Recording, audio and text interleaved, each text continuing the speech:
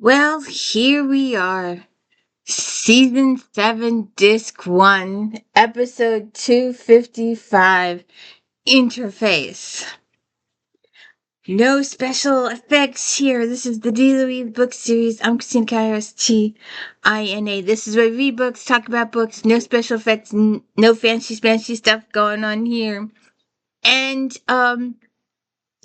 no, no books this week. We had a little snowstorm. So deliveries were delayed. So no special books or anything like that. There's no overview, uh, voiceover overview, and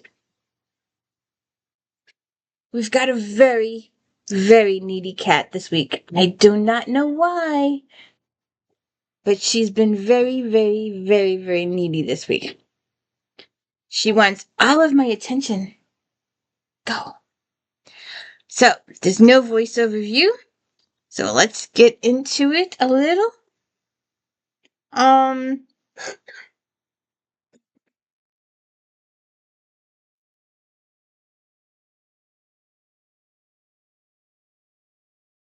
it's the wrong one.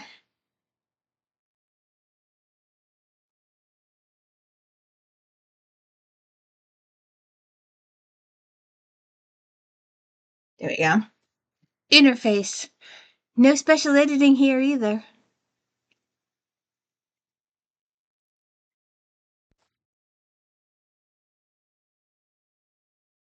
So, I'm not exactly sure what's going on here, except that Jordy's in the Jeffrey tube, and he doesn't have his visor on, and he's experiencing smoke, and he's doing this stuff.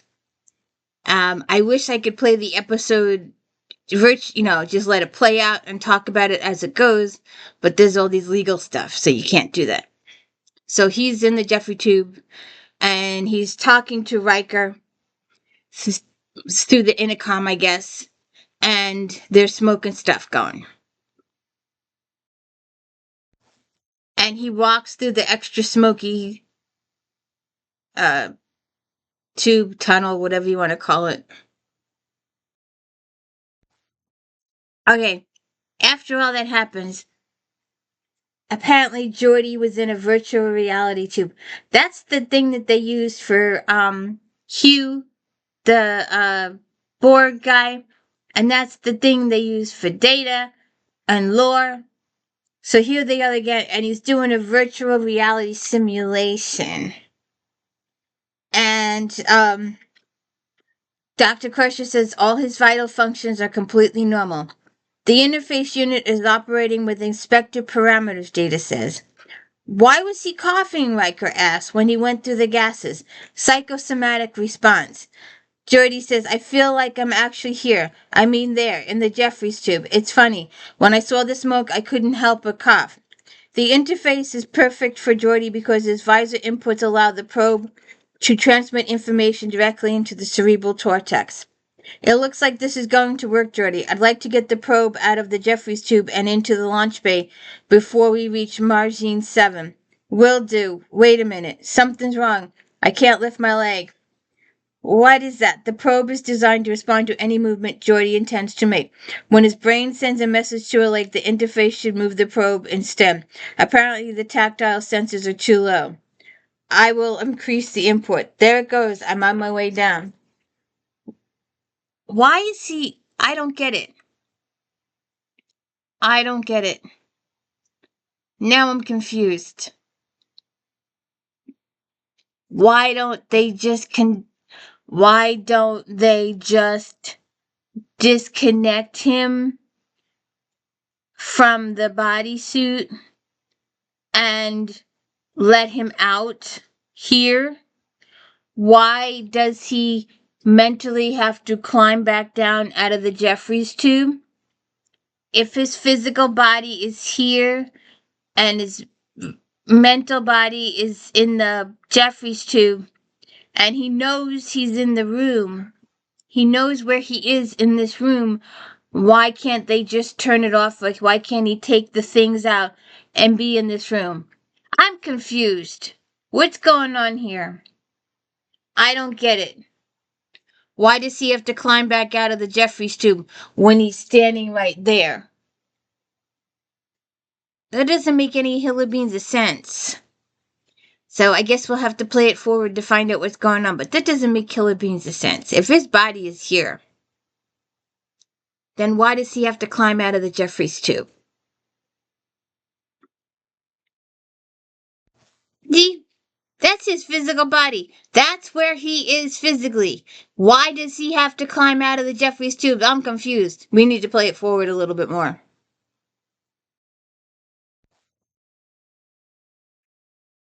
Excuse me. We just saw his physical body in that machine. This is supposed to be the virtual body. I am so confused. Why does he have to climb out of the Jeffrey tube?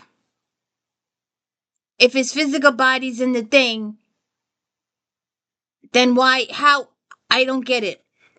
If he's in the machine and he's got the virtual goggles on, then it's just virtual. But we saw his physical body in the doctor's room, in the lab thing. So why does he have to, why can't they just terminate the thing and have him step out? I am so confused. I don't understand why he has to climb out of the Jeffries tube. When he's in that room, you're not making sense to me. If it's a virtual reality thing, then he should just be able to take the goggles off and walk out. Why does he have to do this? I need that Nitpickers guide. I'm so sorry they didn't make a season 7 Nitpickers. You would explain it to me, you nitpickers. And now I don't have a nitpickers to help me with these explanations. That was a good book. And I'm sorry I only discovered it at the end of season 6. That was horrible discovery. I should have made it at the beginning of season 1 that I could have used those 2 books for all my questions. But now I have a question, and there's no nitpickers. And I've asked on Facebook, and I've asked on all these different sites. No one ever answers my questions. So I'm asking you, are you still here to watch this? And if you are still here to watch this, how can he physically be in 2 places? If those are both his physical bodies, then why can't he just take the goggles off and step out of the machine?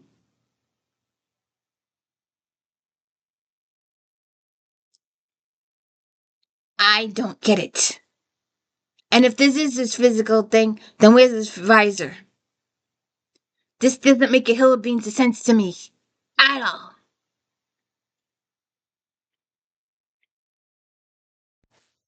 See? He's still here. That's still Jordy. That's him. This should be him, and the other should be a virtual him. I don't understand this. How can Jordy be in 2 places at once? This should be him. He should take the goggles off, step out of the machine. And if it's not him, then why isn't the virtual him in the danger zone and him, the real him, here? I got questions.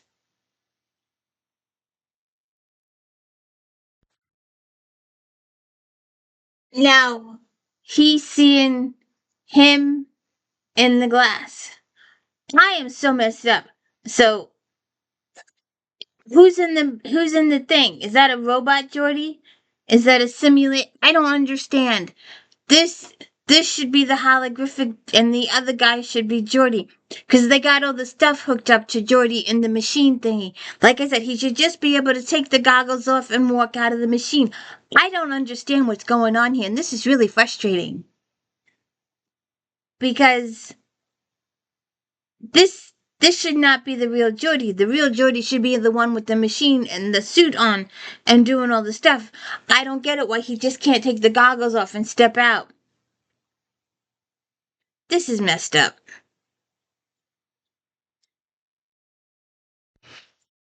Now we get a captain's voiceover.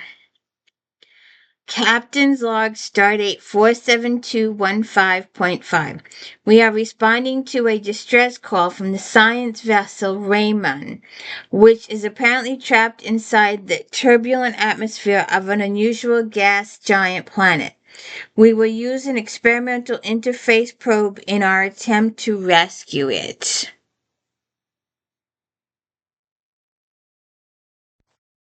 Data has informing the group, I have reviewed the vessel's plans. The Raymond was to descend to the lower atmosphere 11,000 kilometers below its current position. The crew was to sample the atmosphere at that level and then return to a safe orbit. Something must have happened down there. Maybe the shield failed or they had some kind of inversion reaction in the nacelles. Any life signs? Our biosensors are useless. There's too much interference in the atmosphere. The crew might still be alive, but there's no way we can tell from up here. Will the probe be able to transmit through the interference? The probe sends information via a focused particle beam. It should be able to cut through the interference, Data says. Geordi says maybe we have to operate the probe at a closer to tolerate levels. Will your nervous system be able to handle that much sensory input? Jody says we've already tested the interface at about 70% tolerance.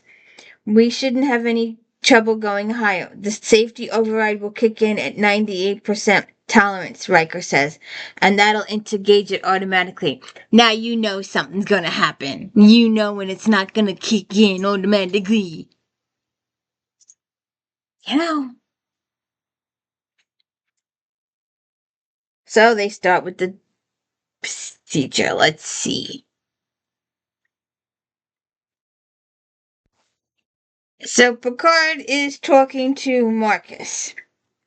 How is life on DS3? We're hosting this year's Paleo, whatever that is. The Ferengi have already accused of trying to bribe the Green pilot into throwing the races. There's nothing unusual about that. Nothing at all. I wish I could say I was just going to catch up on things. 9 days ago, the Hera, Hera, left here on a routine courier mission. We were in contact them for 5 of those days. Then the ship disappeared without a trace. The Hera, I'm afraid so. The Excelsior and the Noble have been retracing its course for the last 72 hours. Nothing. I'm going to keep them at it for another 72. But to be honest, I don't think another week will make any difference. I'll inform Commander LaForge, she says.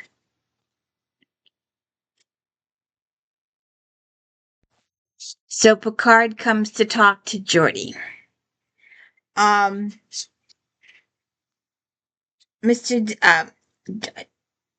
Geordi, I've spoken with Starfleet. The Hera is missing. My mother, Captain LaForge, has disappeared along with the rest of her crew. You don't hear any more dialogue but that's just it. Geordi is reviewing his old Starfleet messages with his mom. You're going to have to see the Hera again. We got a lot of new faces on board, including Chief Engineer who juices up the nacelles every chance he gets. I think she's the best technician in the fleet. Okay, second best. And then Riker comes in and interrupts him.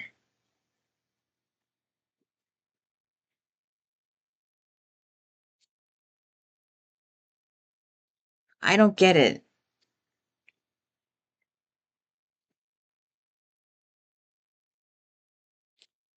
So Riker comes in and I'm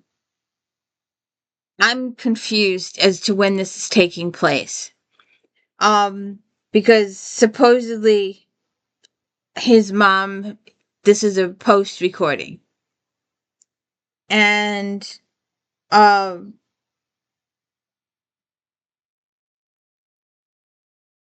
okay. I get it now. I read it wrong. So his mother is trying to set him up on a blind date.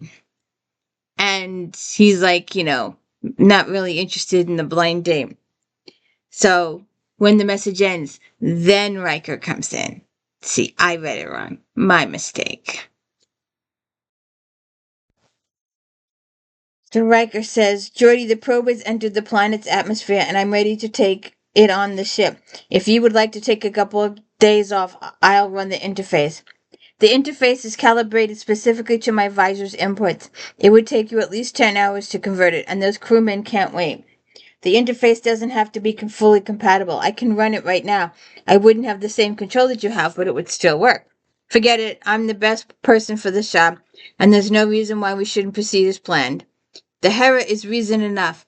Geordi says the Hera is missing, that's all. Until I hear something different, my mother might have just, well, taken the crew on an unscheduled holiday. So they go. So Riker says the probe is through the airlock and the position aboard the Raman. Picard says, Commander to Data report. We are ready to begin the interface online, sir. Proceed. And Data activates the thing. So, if this is the real Geordi in the interface suit again, explain to me why he couldn't take the goggles off and step out of the machine. Why he had to walk back out of the turbolift. Why he had to climb down. Why he had to go down the hallway. Explain that to me, you Star Trek people.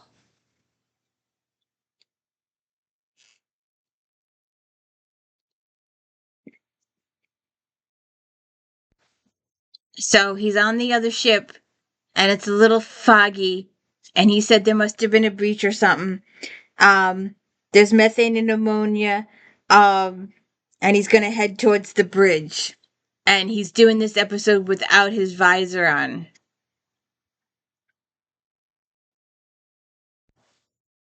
So, and he found a dead person fallen by bulkhead, and he tries to lift him. If he's a virtual person and his physical body is on the Enterprise, then he should not be able to lift anything in the virtual environment. It should go through.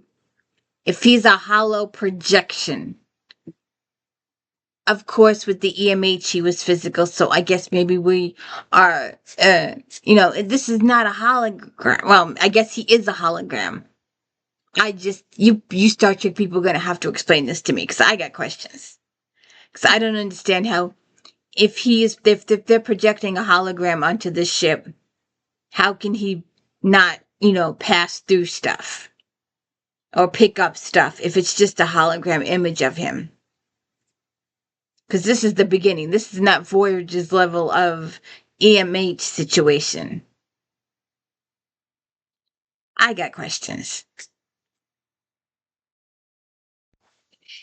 So he gets into the bridge and they're all dead. And I told you, someone is massively needy today.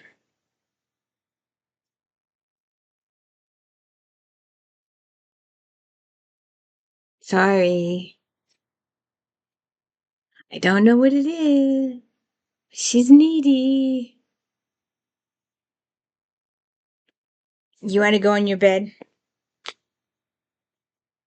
Yeah, you can sit on the table. You want to sit on the table?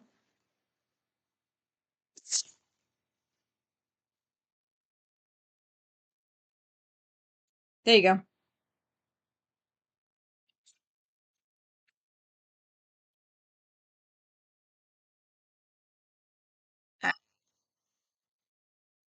I don't understand. I just don't understand this episode. You're all gonna have to explain it to me. You really are. I don't even know what I'm doing here. Thank you. Now here, Geordi gets in a little trouble on the ship. So they're gonna disconnect him here. I don't understand why they didn't do that the first time. I am just so confused. You all are gonna have to explain this to me, because I do not understand this at all. I don't understand why they just couldn't have disconnected him the first time. What is up with your butt today? Come here. Come here. You keep looking at me with these, mommy, pay attention to me eyes. I'm needy today, mommy. Mommy's got to talk about Star Trek. Geordi's on the other ship. he gets in trouble, but they decide to lower his stuff to a lower tolerable degree so he can download the information from the ship and find out what happened. So that's what he's gonna do. So how's it going with you?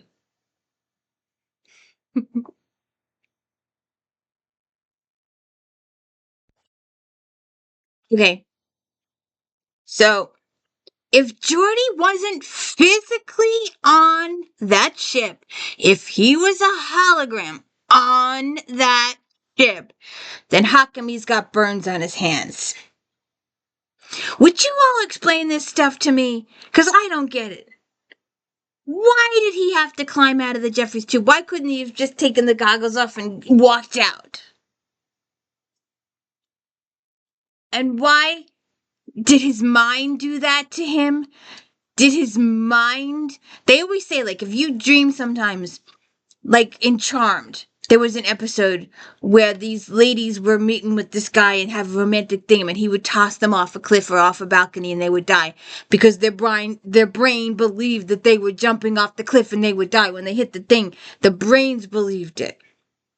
So you're saying that Jordy's brain absolutely 100% believed that he was being burned, and that's why his hands showed physical burnness. And she's eating.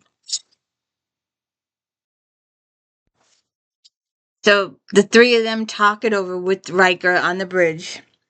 Um, and she says it was a sensor overload in the suit or something. But they want to go back and they want to do more investigation. So they have to move the probe to a different position of the ship, so they talk about that. But they're going to send Geordi back. So, we see a familiar face. Geordi is talking to his father, and his father is played by Ben Vereen. And if you didn't know, Geordi, LeVar Burton, and Ben Vereen worked together in LeVar's first acting job. And his first acting job, normally a first acting job is a commercial, or maybe you're lucky and you get a sitcom, or something like that, a small walk-on role in a movie or something like that. But no, LeVar Burton got one of the biggest, at the time, I'm talking at the time, even today it would still be big. At the time, he got one of the biggest roles available at that time. He played Kunta Kinte in Roots. And I believe, don't quote me on this, I think Ben Vereen played Dick and George. I'm not sure. I need to double check that. But, so they worked together in Roots, so they knew each other.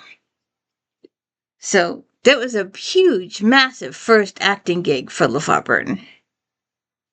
And he also does the reading stuff too. So check out those. But are you going to be able to answer all my questions? I've got questions. I just don't understand all this. I just don't. So he talks with his father. I spoke with your sisters this morning. She said she'll be in touch with you in a few days. Right now, she's upset. The services for the Hera will be on Vulcan. Much of the crew was from there. But your sister and I want to have a private ceremony.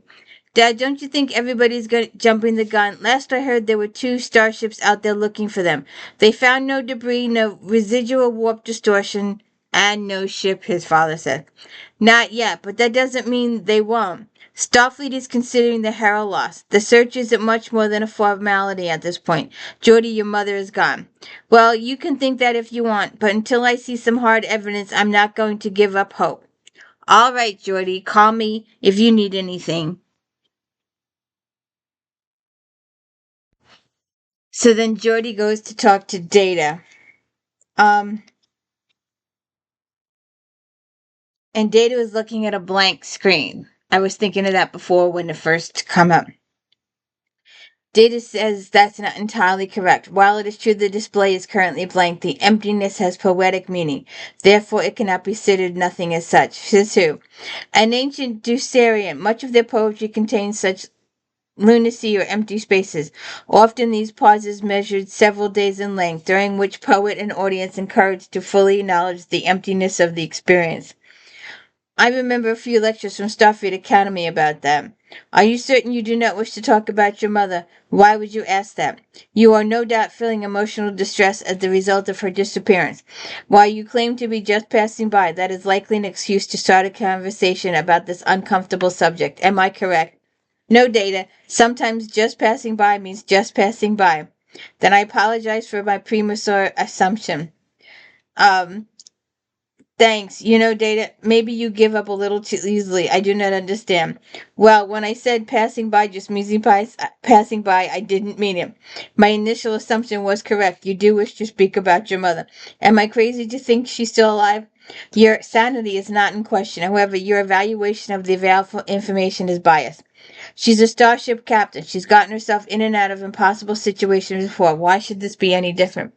Disappearances fitting the profile of the Hera have rarely ended with safety recovery of the ship and crew. Well, that makes me feel much better. I'm sorry, Data. I didn't mean to snap at you. I'm not offended. You are upset. Your reactions are not surprising. It's just that, if she's really dead, I don't know what I'm going to do. And having a parent die is absolutely horrible. Horrible. Horrible. Horrible. Having a child die is absolutely horrible, horrible, horrible. And having a mother and a child die at the same time is horrible. I feel like the middle child. The mom died, the daughter died, and I was still here. Long story, depressing story. Take a box of tissues and cry your eyes out story. If medical technology had been better, maybe we all should take a starship and do a time jump to the year 5000 or something. Maybe they'll be able to cure everything by that point. All right, so let's go check in. So Jordy's he's back in the suit and he's back on the ship and he's looking around. And he runs into somebody unexpected. He runs into his mother.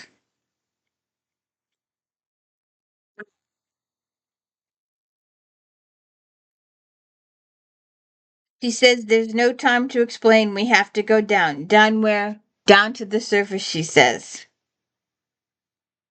Why do we have to go down to the surface? We're dying. We, the Hera? You mean the Hera is down there? Jordy, he's like, wait, don't disconnect me. Wait, we need your help. I need your help, Jordy. Mom, he touches her hair and he gets a shock. So then they're all in sick bay, and it's Dr. Crusher, Picard, Data, and Jordy. And they're talking about whether or not he saw his mother for real. Um, and Jordy believes that it was a transmission from his mother, that she's on the surface and that they have to go check out the surface. Um, so you believe what you saw is some kind of transmission. Somehow she managed to communicate with me. Data says we have no indication of any transmission of any kind. Maybe I'm the only one who contacted because I was with the interface. The probe does allow Geordi to sense quantum fluctuations, space anomalies, and other phenomena not perceived by any other sensors. Granted, how could he perceive his mother visually as if she was standing in the room? I'm not sure. I don't know how our brains were designed to process the kind of sensory information Geordi was getting. When the brain receives something it can't understand, it interprets the input as best it can. Sometimes a smell or a sound seems visually. You see? But Geordi, I'm not saying your mother was really communicating with you. I'm trying to give you a reason why you might have thought she was there. Geordi absolutely 100% believes his mother is trapped somewhere and she's crying out for help. However, when when this has happened on other shows and other environments, when the person seeking help reaches out to another person visually, they're usually disheveled, uh, you know, smoke, dust, ash on their face, uniform torn, discarded, hurt, injured, something. And this, she turns out to him perfectly makeup done, hair done, the whole 9 yards. So that this was Jordy's projecting his own image of his mom. And Jordy wants to go back down to investigate, and they don't think he should use the suit again. It's doing all this stuff to him. Jody, the Hera's last position location was 300 light years away. How could it end up here? If the Hera is on the surface, its hull could not possibly withstand the pressure of the atmosphere. Well, at least let me go back down there just to be sure. I do not recommend that he use the interface against the sensory overload almost killed you. I'll be right. No, Jordy, I'm sorry. I'm not prepared to risk your life. Data, find another way of salvaging the remnant. I want alternatives in 2 hours. And Picard says, talk to Troy. So then Jordy talks to Counselor Troy about his mom and her possible death and how he misses her and all this kind of stuff. So he talks with Counselor Troy and he's getting all his guilt out because the last time his mother called, he was too busy to talk to her. So that's one of the things that's perpetuating this thing, is that he feels bad that he wasn't able to talk to her. And I think there are millions of people who go through this exact same situation where they were doing something that said, Mom, I'll call you back, and they didn't get to it in time, and their mom died, car accident, whatever tragic thing happened. And for whatever reason, these things happen, and the guilt, you got to get rid of the guilt. But anyways, we move on.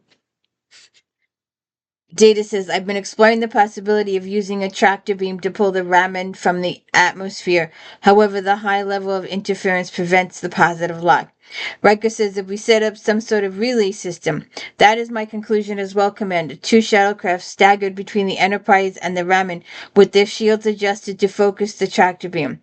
Can we get the shuttles close enough without damage, Mr. LaForge? Yeah, as long as we keep them both above the chatsphere, that'll be all right. Then in that case. But what about the Hera? What about going looking for my mother? I want to go look for my mother. She's going to be on the surface. And everybody knows. There have been reports of warp bubbles and other space deformations. So what if that's what happened? No warp bubble, but a sub-funnel thing, connecting 2 points through subspace? Well, the Hera could have accidentally created a distortion that emptied out here at the Margine system. Why here? Hera passed this planet just 10 days ago. There's an awful lot of subspace disturbance in the atmosphere. The ship could have accidentally picked up some residual traces that directed the funnel back here. So the Hera's in one piece out there someplace. Maybe it's surrounded by some kind of warp field, but who knows how long. Mr. LaForge, do you have any evidence to support this hypothesis? No. He's just grabbing at straws because you want your parent to be alive, and we all understand that. Yeah, but I talked to her commander. She asked me to bring the ramen closer to the planet. Yes, however, it's unlikely. Unlikely what? Nearly impossible. Let's proceed with the shuttle plan. Captain, dismiss, Mr. LaForge. Picard says to him privately, I want you to know that I'm not sympathetic to what you're going through. Your mother's disappearance is tragic, but I cannot risk your safety or the safety of this crew. So then after Picard has this little chit-chat with Geordi, Riker comes and have this chit-chat with Geordi. Riker's mom died when he was an infant, so all he has is pictures, so he tries to commiserate with Geordi. Your mother was dead. There was proof. There was a body and a funeral. It was reality. Geordi, if I could see a body, if there was a wreckage, I could accept it, but my mother has disappeared, and now there's a possibility she's alive. I'm not going to quit. There's no proof either way. Like they do need to. Sometimes you don't know. We have aircrafts go down now. We've had ships go down now, and they've never found. It took them 80 years to find the Titanic. Over 80 years to find the Titanic after it went down. Just saying. Oops. Wrong remote. So then Data comes in and catches Geordie in the suit. I am familiar enough with your behavior patterns to predict certain decisions. Well, I guess you know me pretty well. You are disobeying the captain. I just can't sit back and do nothing when I know my mother might be down on that planet. I cannot allow you to endanger your well-being. Data, if I leave without knowing for sure, then I'll have to live with that for the rest of my life, wondering if I left her to die. I couldn't do that. That's why I've got to do this. Data, I have you confined to quarters for the duration of the mission. That's if you need to, Data, then do it. But nothing sort of that is going to stop me from saving my mother. So Data decides to help him with his request because he's Geordie's friend. So then Geordie is able to have a final conversation with his mom. Um,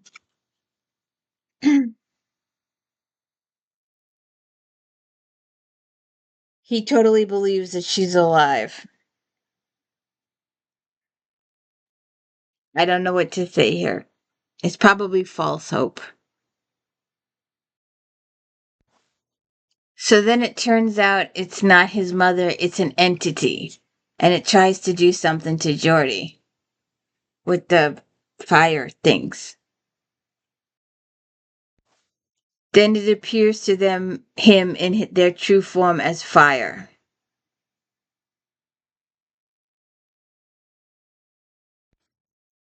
So then Geordie talks to the entity and he's explaining to um everybody. Subspace beings of some kind, intelligent. When the ship went back into higher orbit, the beings were trapped. How do you know all this? One of them communicated with me. It must have read my thoughts to the probe into surface and took the form of my mother to try and talk to me into getting the ship closer to the surface. Are these beings responsible for the death of the Raymond crew? Yes. I don't think it was on purpose. They probably tried communicating with them the same way they're communicating with me, by directly accessing their thoughts. It must have been fatal to the crew. I guess the interface is protecting me. I've got to take them back, Captain. They can't survive so far in the atmosphere. I have to turn the ship around and come back as I am. So they got to go back and do the stuff. So then we get a captain's voiceover. Captain's log supplemental. We succeeded in disengaging Mr. LaForge from the interface and on en route to Starbase 495. And then Picard is telling Geordie, you disobeyed a direct order. You put yourself in grave danger. I'm not happy. Yes, sir, I take complete responsibility. Data was only. I'll deal with Mr. Data at another time. I will have to write this incident to your permanent record. Yes, sir. And then he tells him, I'm sorry you didn't find your mother. Yes, sir, thank you. I know it was funny, but when I was down there, it felt real. It felt like I got a chance to say goodbye. So he did.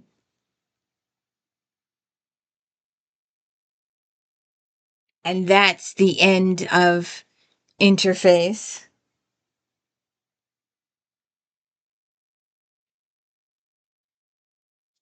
So next week we start Gambit Part 1. So I hope you were able to answer some of my questions because I was thoroughly confused by quite a few things here. And please don't forget to go check If Then later this afternoon and Flashback Mondays and of course my daily book reviews. Have a good one.